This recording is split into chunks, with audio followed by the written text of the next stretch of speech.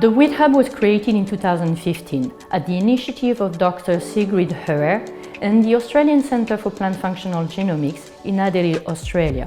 For 12 years, our research centre had studied plants' response to the environment, focusing on individual stress such as drought and on modern Australian wheat. The Wheat Hub was designed to transfer this knowledge to breeders to develop new varieties more resilient to climate change.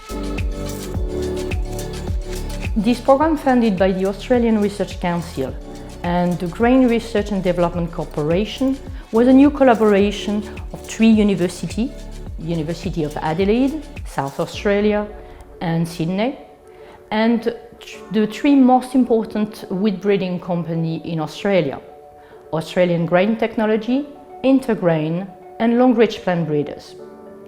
The mission of the Wheat Hub was to enhance productivity and secure high grain quality of wheat in a hot and dry Australian climate. Why wheat?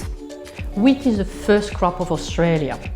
It's an industry worth more than $5 billion annually. Our country exports 70% of the wheat production, which makes wheat an important commodity in the Australian economy.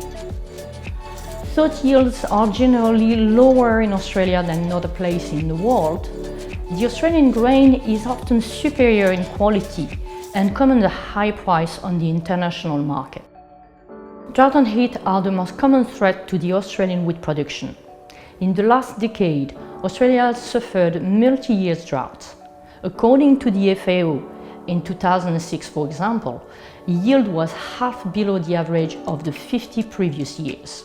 Average yield loss due to heat alone has been estimated to 10 to 15%, which represents a loss of $300 to $400 million a year.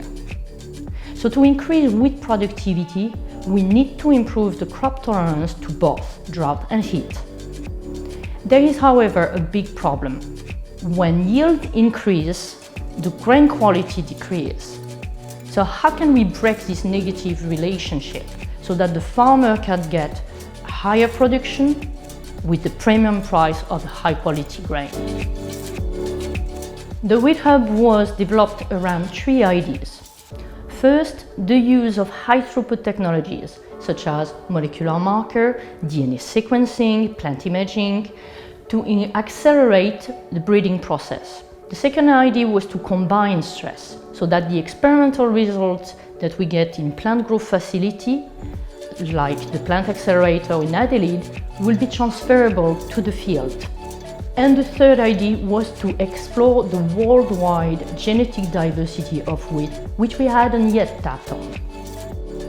As the Wheat Hub project comes to an end, we are happy to present you the outcomes for the wheat industry.